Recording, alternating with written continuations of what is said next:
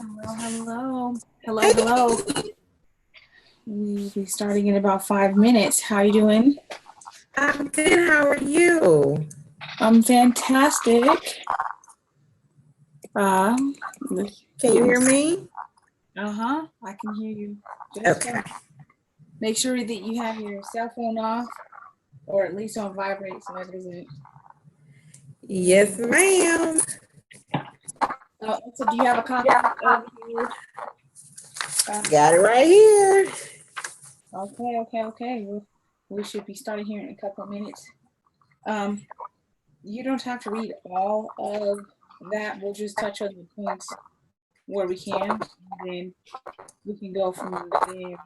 And I'm gonna edit this conversation won't necessarily be on there. There's some echo. Hold on. Let me close some of these folders because you're coming through distorted. Let me make sure my stuff is closed and not interfering.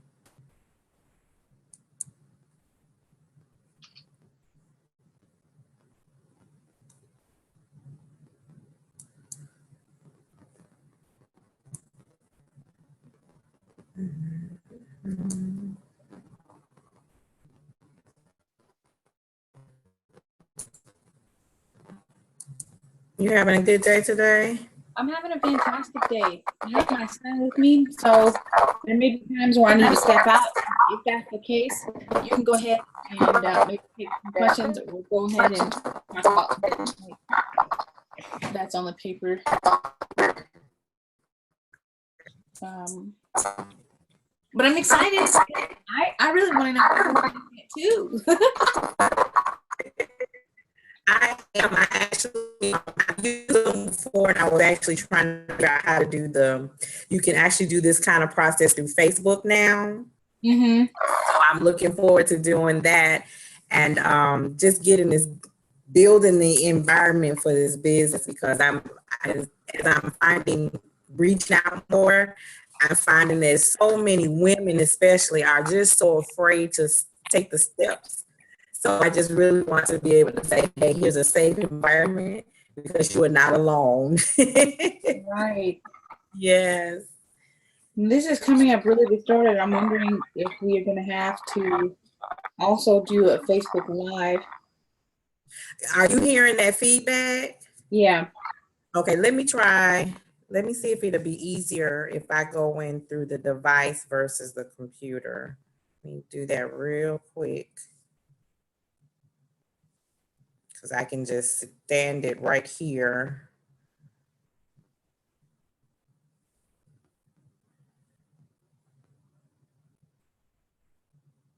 Just see if that sounds better.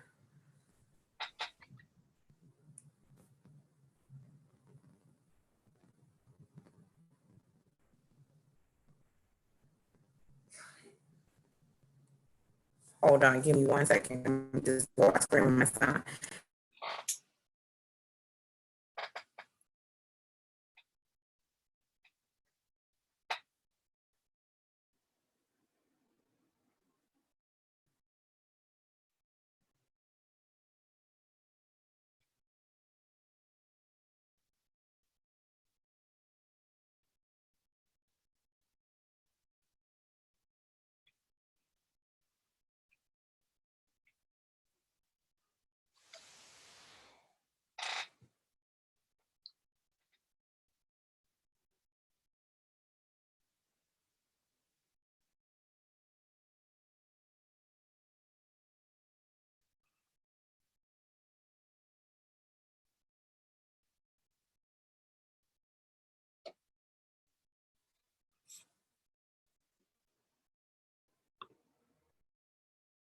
Go ahead and say something. Can you hear me? It's Hold on. Okay, can you hear me? Yeah, it's still echoing, but I can hear No, you. what I'm gonna do is turn off the laptop. Hold on.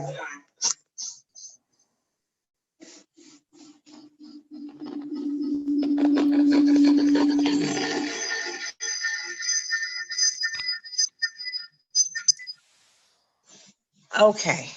How was that? That's perfect. Okay. All right, so apparently something going on with the laptop. I'll be glad when the new one gets here. How is that better? Yeah, that's perfect. And it's better lighting. Awesome. Okay. Awesome. I'm super excited. We're going to go ahead and start here. Welcome to Your Passive Legacy Podcast, where we talk about how you can quit trading your time for money. I'm your host, Master Coach Eve. It's Q&A Tuesday. Today's topic is buying a home. And we are going to have an interview with a special guest, Nicole Johnson, founder and CEO of B&B Financial Services, where she is helping you see your financial future clearly. Nicole, where are you located and how can people find out more information about B&B Financial Services? Well, I am strictly online. I am, you can find me on Facebook as Nicole Johnson, and it'll have my pretty picture up there. And is in parentheses, it'll say financial advisor. Or you can locate my community group, which is entitled Achieving Your Dream of Home Ownership here on Facebook. Or follow my business page, which is B&B Financial Services. So you can be reached by either of those avenues, and I'd be more than happy to help anybody who reaches out. Awesome, awesome. Okay, so let's get into it. The first question is going to be, what should someone do to prepare for buying a home? Well, my first recommendation would be to actually sit down and make that decision. It's a hardcore decision to make when looking at whether I want to rent or whether I want to purchase. So once you really decide, because it's a mental process about buying a home, and make that decision, then I want you to start looking at your credit, cleaning up your credit score, building it and strengthening it. Figure out how much home you can afford to buy. Okay. And how do you do that? You do that with an excellent budget. You want to make sure that all of your accounts are paid on time. You are actually saving, which is in my next point, which you're saving for down payment. You're saving for closing costs. Closing costs include things like your survey, your home inspection. You're going to need money for a home insurance policy. You want to make sure that if you're buying in a community where you have a homeowners association, those are things that you have to consider. You want to continue to build up your savings. What I like to teach people to do is actually do savings challenges. So you've probably seen the 52-week savings challenge. You got, I can ask my clients to do the envelope challenge, something that's going to actually put money into an emergency fund, and then start building 3 to 6 months of savings, so that when life happens, they have a fallback versus having to skip a bill to pay a debt. You want to get a good realtor. Usually your realtor can be your lead to your lender. Most realtors have very good connections with lenders. So if you get a good realtor, your realtor will lead you to a good mortgage loan officer, and sometimes vice versa. So you want to get pre-approved through them. And then once you get your pre-approval, that will be your indication to go out and start looking for a home. And lastly, once you start looking for that home, you look for that home that this is it. Sometimes buying a home is emotional, Eve. I know when I was looking at my first home, I was going, I got to have this. I had like 50 things on my list of have to have. But after a while, I sat down and said, okay, here are my deal breakers. Here are the things that I must have. So, if it's a family, if you're shopping with the family, make sure they like the home too, because they got to live there as well.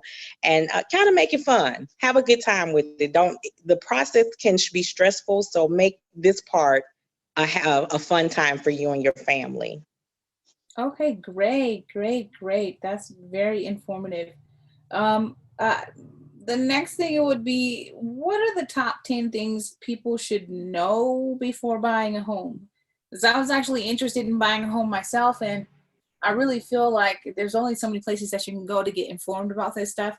So for coming from someone that is a professional and that deals with this all the time, what are the top 10 things that you think people should do before, what should they know before they buy the home?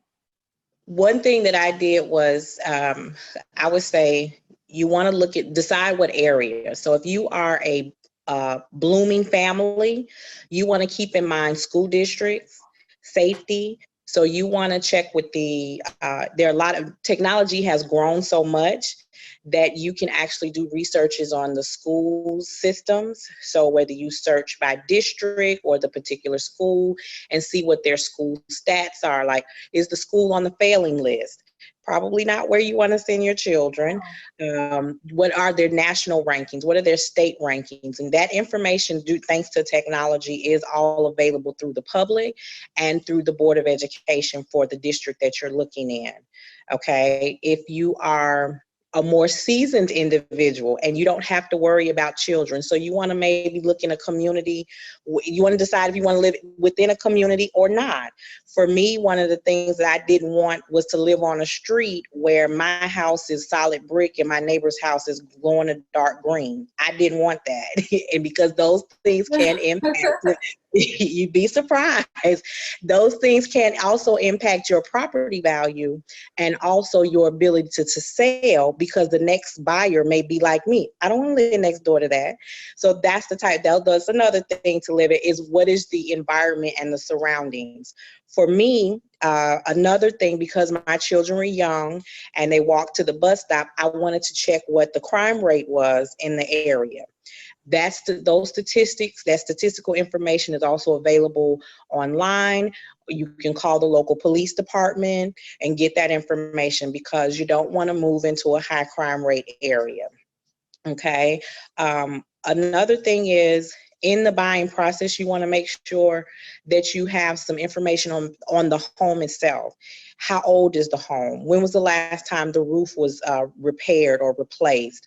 You know, has it had any structural damage? Is it in a flood zone?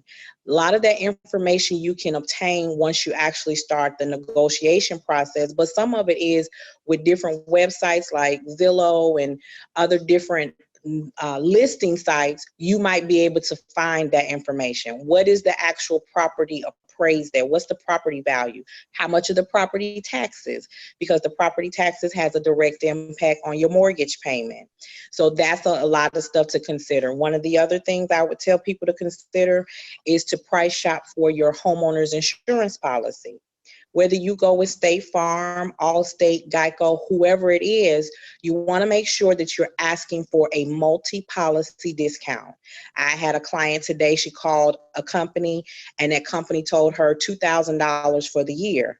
I said, wait, that's a lot. No, call them back. I said, do they insure anything for you now? She said, insure my car. I said, did you tell them that? She said, no. She called back. The policy came back $800 different because she had a multi-policy. Yeah, she had a multi-policy quote. So another thing I did when I was house hunting, and I tell anybody, if you are relocating in the town where you live or the city where you live, go drive through the neighborhood. Go drive through and see what it looks like at night, you know, on a Saturday night, on a Friday night. That's a real good indication of how do the neighbors behave, okay? Right. So I tell people that all the time. Your own investigation is going to be your source of good information, okay? Fixer-uppers, unless you actually have the resources to do a fixer-upper, be careful, okay? Some programs will allow you to build in money in your purchase so that you can rehab the home, but you don't want to get into more debt trying to rehab a home versus buying a home. So that, you know, that would be things to look at. I also look at the distance from where I live to where I got to work. I don't want to spend an hour in traffic from home to work. Okay, but that's my preference, but that is some things to consider. But you also have to consider the expense of maybe driving to and from work where it was only 20 minutes and now it's an hour, hour and a half, 2 hours. Plus the frustration that you would have going back and forth. I know that can be a big part. And also, Eve, I would say the utilities. You definitely want to have a clear idea of what the utilities cost. So when I was looking at my home, I knew that the person who was here was a single individual who was retired. So with me having small children, I wanted to know, okay, on average, if her bill is $60 a month, mine is probably going to be about 100, 150. But let me call the power company and ask them for an estimate. And a lot of people think the power company or the gas company won't do that. All you do is call them and say, listen, I'm interested in purchasing this home. Can you give me an estimate on this address? You're not asking them to look into the current homeowner's bills. You're asking for an estimate, and that they can, and most of them will do. So those are some of the things that I looked at. But like the biggest thing, Eve, was my budget. When I went to purchase a home, I had no budget in place. Okay. I had never written a budget. I had never done a budget. And so that was my aha moment for me, and talking to my kids about the power being on in the living room, the bedroom, and the kitchen, and they're in the living room. So I was like, do you know how much it costs to run this apartment? And when I started going through that check register, I said, well, I could run a home for what I'm spending on this apartment. Right. So when I started house hunting, my goal was to ensure that my mortgage payment was around the same amount as what I was paying for rent. That is very important because it leads to affordability. There are mortgage calculators that people can use online. They're free resources on the internet, and you can pretty much put in amount of taxes. You can put the amount of down payment and things of that nature, and it'll tell you how much home you can afford. Right, right. So, would you recommend that somebody that is moving and is going to have a new job, that they consider buying a home? Because there's a lot of people that are transitioning to a new job, and when you transition to a new job and you're moving to a new city and you're thinking about buying a home versus renting, what would you say to someone that's thinking about that? I would say, I think if you were renting and your job is, if you're transferring within your job, it kind of gives you a little bit more stability, okay?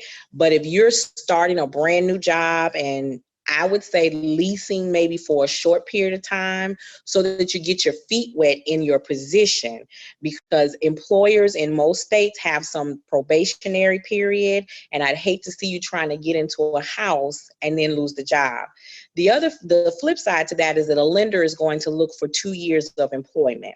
Okay, so let's say I'm 2 years employed here, but I'm moving to another job in another state. They're going to delay. They very well could delay my me being approved because I'm not, set up and stabilized in that new area. So that plays a part on it. Unless you are starting in one state and buying in another state, then that kind of gives you a different a different edge on it. But if you're just starting over from one state to another, I would suggest maybe trying something to rent and then get your stability and get established with that new employer and build up your credit, pay your bills on time, don't make any large major purchases, and then start from there. Okay. I had another question too that's really pressing. I know a lot of people are going to be wondering about this. When you are self-employed, how does it work when you buy a house? With traditional lenders are going to be looking for 2 to 4 years of solid of your tax returns. And your tax returns need to show that your self-employment is giving you income without large business losses. That is the one thing that hurts a lot of people who are self-employed. And what that means is, let's say your self-employment taxes report $50,000 in income. Well, $50,000 sounds okay. But if you turn around and report $30,000 of business losses, guess what? They're only reporting your income as $20,000. So that is one of the things that self-employed people have to be very careful. And I work with a different program that helped me. It's a no down payment, no closing cost program. And they are very big and very strict on not by looking at your tax return. So if your income is $50,000 and you're taking $20,000 and $30,000 of business losses, you're going to qualify for very little house.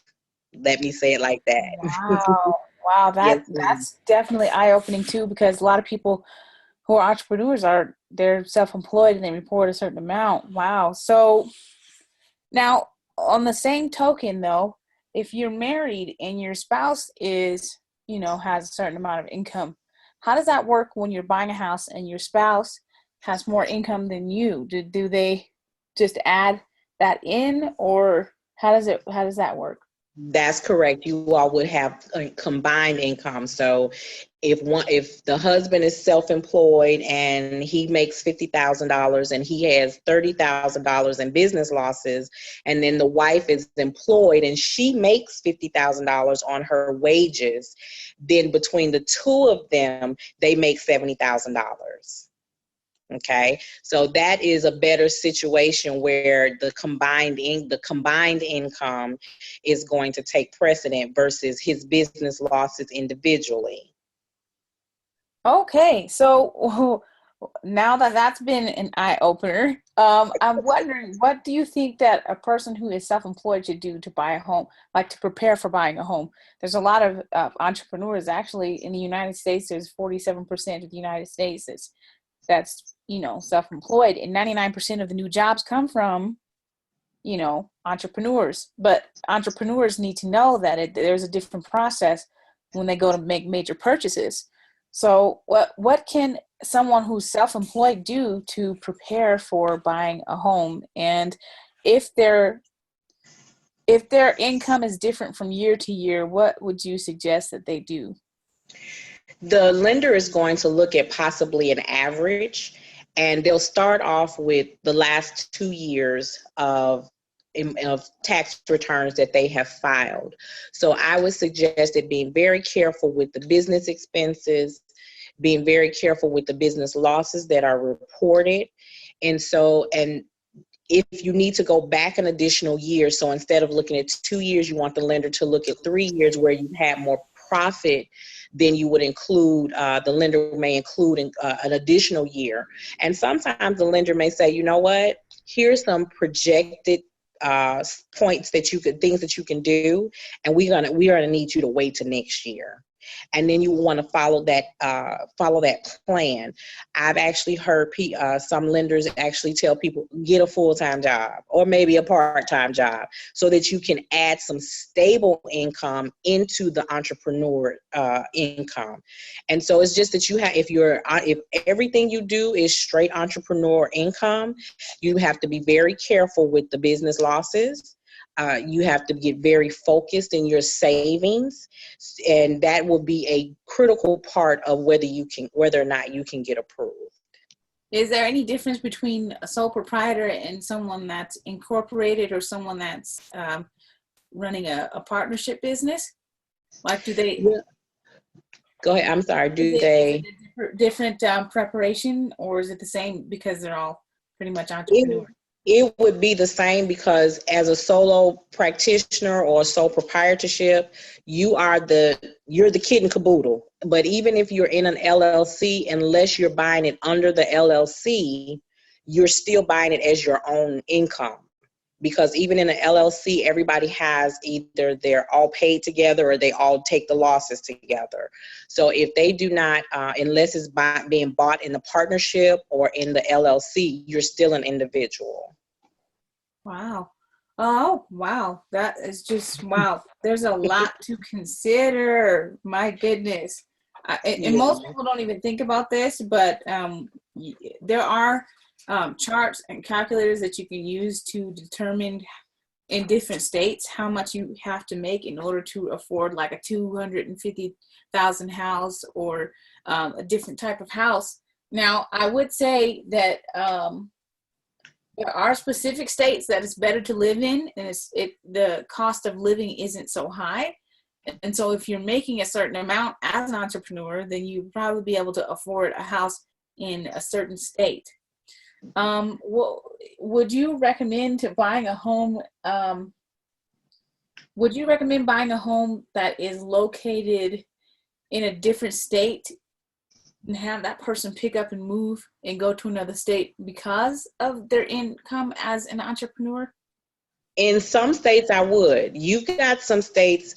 So the average cost of a home, let's say we're in the state where I live. I live in Alabama, and the average cost of a home for a 3-bedroom, 2-bath house can run you anywhere from 165 to right around 200,000. If you lived in New York, you're living in a tiny home, okay? If you live in California, you might be in a hut on the beach for $200,000. So sometimes you do have to take that into consideration to where you're buying. Florida is not as expensive as what you would find in New York. I'm from Chicago, and I'm learning that some of the houses there, when I look at where I grew up, where my grandmother's home was, and I'm looking at the property value going, and when did that happen?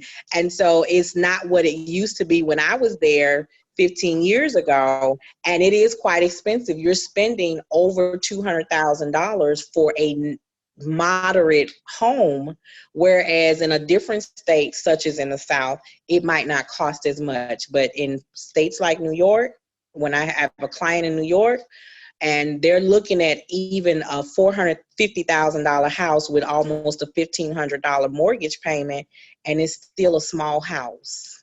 It might be a condo. So it is something that an entrepreneur has to consider, because 47%, most states, it's cheaper to buy a home than to continue to pay rent. But I'll tell you, everybody's not meant to go into being a homeowner. My mother, at her age, she rents and she likes it because when something breaks down, she just make a phone call and say, come fix it. She'll tell somebody else to come fix it. But in my home, if it breaks down, I'm responsible for it. Right. That is definitely something you have to think about too. And I think also people don't realize that when you commit to buying a home, if something happens to it, if you don't have like fire insurance or any type of weather insurance that you need for that local area, because there's some areas that have earthquakes, there's some areas that have fire hazards. So those are some insurances that you want to have, so that on top of what you're paying for the home itself, you're also having to pay for that insurance to keep the home safe. That is true. In Alabama, there are certain parts of the state where we have to consider flood insurance because of tornadoes that come through here. Several years ago, I had to switch insurance companies because they had so many payouts at the last hurricane, tornado that came through. My homeowner's policy doubled. It doubled. So what happens is when an insurance company insures and they have large losses or claims that they have to pay out, they spread the wealth. They spread it around to their customers. So every year when you renew, just like your car insurance, if the car insurance company has had major losses or you as a client have multiple claims, they're going to spread that claim over by raising your rates. It's the same with homeowners insurance. And that year when my homeowners insurance policy doubled, I had to go on and switch companies.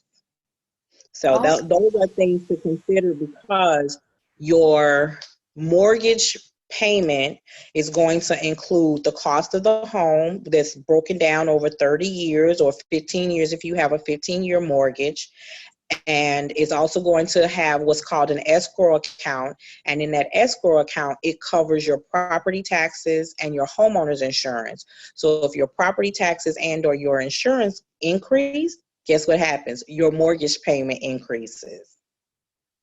So those are things to consider. The more that I hear about what goes into owning a house, I'm just like, I don't know. But you know, when you have a family, you have to think about that, because living in an apartment, it just may not be big enough. And so you have to think about that.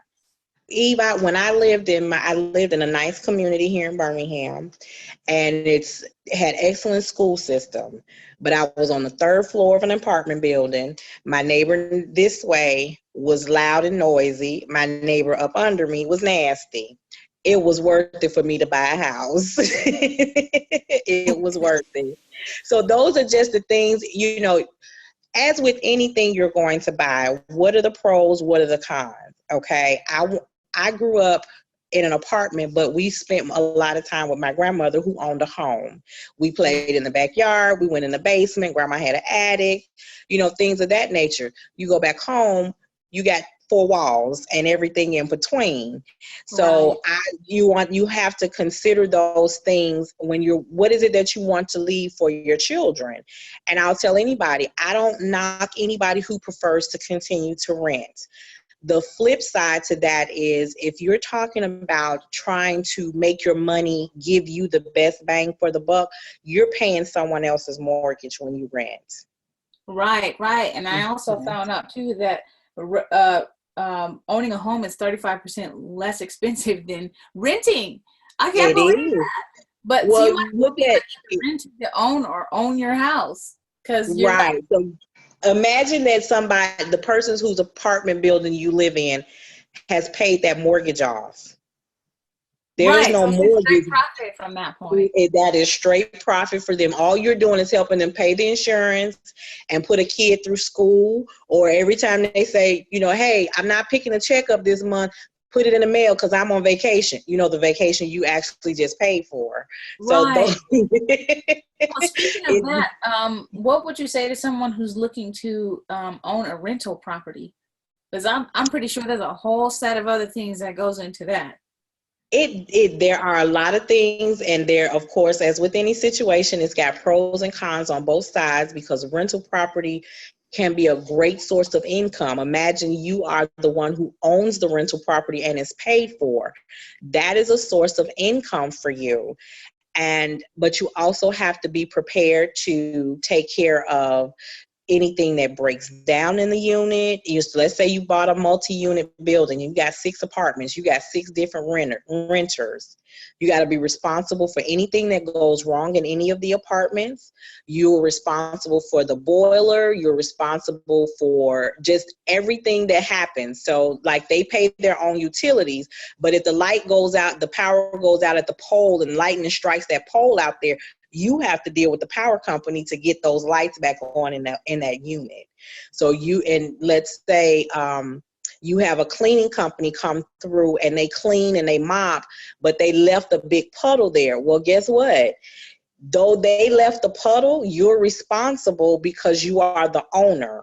You should have gone and made sure that they clean that up. And so it's just all of those things, the common areas, the owner is responsible for the porch landing between the two. You decide to put a grill out there, somebody gets hurt. All kind of legalities go into that. So on one side, it is a great source of income. On the flip side, you really have to stay on top of the responsibilities. Everything that has a privilege generally has a responsibility.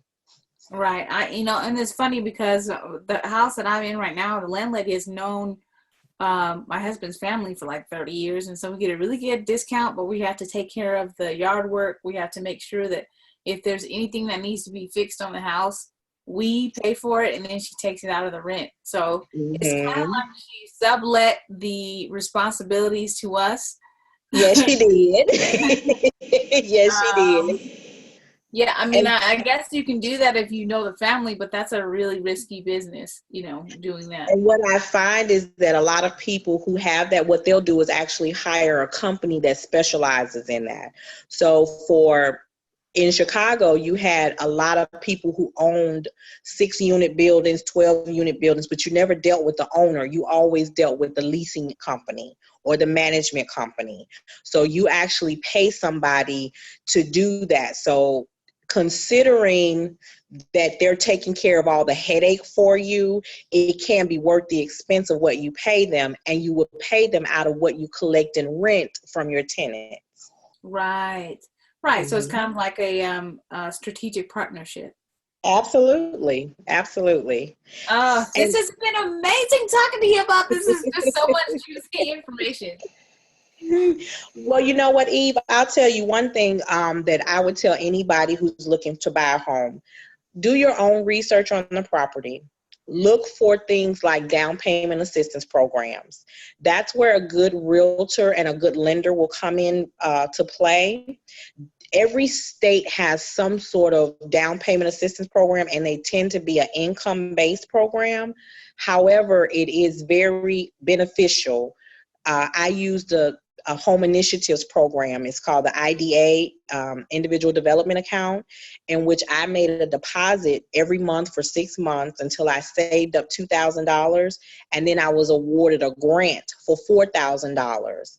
Well, that allowed me to buy down my interest rate through the program. So instead of having, at that time, I think the rate was probably 4.25, I ended up closing with a 2.25% interest rate on my mortgage. So that makes a big difference in the amount of payment that I have for my lender. So I suggest that anybody who is looking to buy a home, look into programs that offer down payment assistance, and ask your lender about any opportunity to buy down their interest rate. Awesome. This has been so amazing. And I know that the listeners are going to have a ton to think about. I know I'm going to have a ton to think about because I was wanting to buy a house in a couple of years, but I really need to consider all the things that goes into it. And just, I know that I want to buy a home. I don't really want to rent because I don't like being around a bunch of people making noise. And, I don't want to really be around that. So I know for me, it's an easy decision, but for other people, it might take a little more consideration. Do you have any closing thoughts that you want to give everyone so that they can make a more informed decision about buying a house or renting? Well, I would say the best thing to do is once you make that decision that you want to buy a home, start working in your mind about your budget to change some of the habits that have developed that may have not allowed you to save your money. Once you change your budget, you can change your address. That is the biggest thing that I see. Yeah. That one. You say that one more time. Change your budget, you change your address. Oh my goodness. That is the biggest thing. You weren't ready for that one, Eve, but that's okay. That's what somebody came here for, to hear that. Boy, that was wow. Oh my goodness. Yeah. So that would be what I say. Because one of the things that I did in my group, the first thing I did when I first started it was I did a survey. And most of the members in my group are women. And one of the things that was really heartbreaking for me was the answers to their questions on that survey, where I asked, are you afraid to do a budget? And the large majority of them said yes. And when I asked them why, it was because when they actually put something in writing, you actually can see it.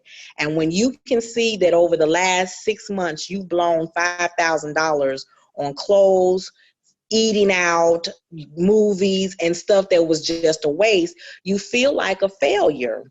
And what I reach out to them and let them know, that's the past. Now that you've seen the problem, it's now time to fix it and do something differently for your future. Do not let your past and your fear of making those same mistakes prevent you from making changes, change your mindset, and move forward into what you need to do for you and your family. So if you change your budget, you'll change your address. Well, that's definitely something to think about. So we're going to wrap up here. I want to thank you so much for taking this time to have this interview with me. I know that it's going to help a lot of people, this information.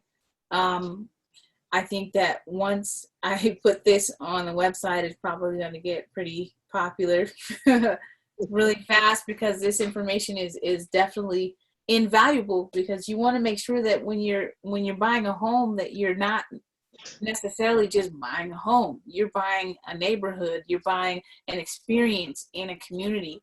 And a lot of people don't think that far ahead. They don't think about how they need to budget. They don't think about what they're budgeting for. So this gave some clarity on what home buyers need to think about and how they need to go about executing the plan. So I want to thank you so much for giving us your knowledge. And I really hope that the people listening in on this will really take the opportunity to take this information and put it to use, because it's fantastic information. And honestly, I think that it would last a lifetime if you found the right home. Absolutely. If you found the right home, it's invaluable. It is. It's Mhm. invaluable. So thank you so much. We're going to wrap it up here. Thank you, everybody, for listening. This has been your Passive Legacy podcast, where we talk about how you can quit trading your time for money. And part of having a passive legacy is having a home that you could perhaps hand down to your children for generations. If you have any questions or concerns, you can reach out to me at sibusinesscoach@gmail.com, or you can go to yourpassivelegacy.com. Or if you'd like to join the conversation, you can join the Stay Motivated to Speak and Write group, where we have some really deep conversations. You have to be a small business owner or entrepreneur or someone that is in business, because that's definitely what the group is about.